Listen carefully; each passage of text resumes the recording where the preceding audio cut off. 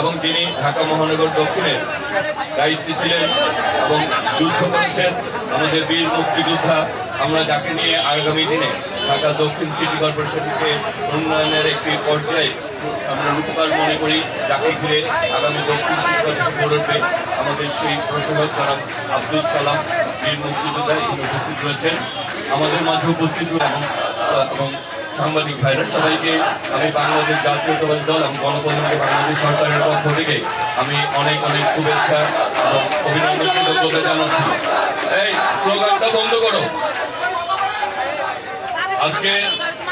আজকে আমরা এখানে এসেছি মূলত এই রাস্তা সড়কটি দীর্ঘদিন যাবৎ অবহেলিত ছিল। এই এলাকার মানুষ উন্নয়ন থেকে বঞ্চিত ছিল।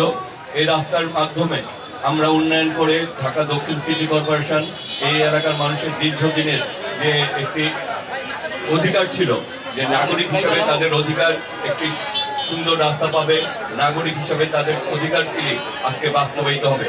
আর আমি এখানে সালামে নিজে সেই রাস্তাকে আজকে এই সংস্কার কাজে উদ্বোধন করেছেন। সুতরাং যে এই প্রতিষ্ঠানটি এই কাজ পেয়েছে তাদেরকে বলবো এই কাজে উন্নয়নে কোন রকম গাফিলতি যাতে না হয়, মান ঠিক রেখে কাজটি করে এবং এলাকাবাসী যাতে একটি দীর্ঘদিন যাবতে সুফল পেতে পারে এবং দ্রুততম সময়ের মধ্যে মান ঠিক রেখে কাজটি করবে।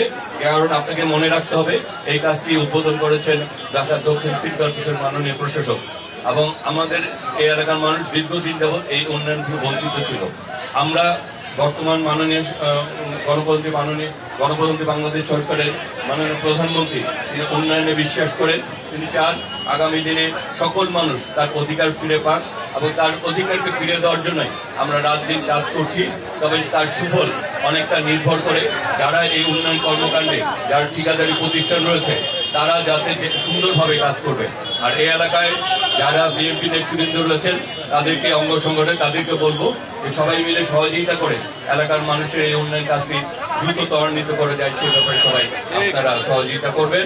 তাই সবার শেষে আর বক্তব্য বাড়াবো না, আমরা কাজের মাধ্যমে আমাদের প্রতিশ্রুতিকে বাস্তবায়ন করার মাধ্যমে মানুষের মন জয় করতে চাই এবং তাদের অধিকারকে বাস্তবায়ন করতে চাই, এটাই আমাদের প্রত্যাশা।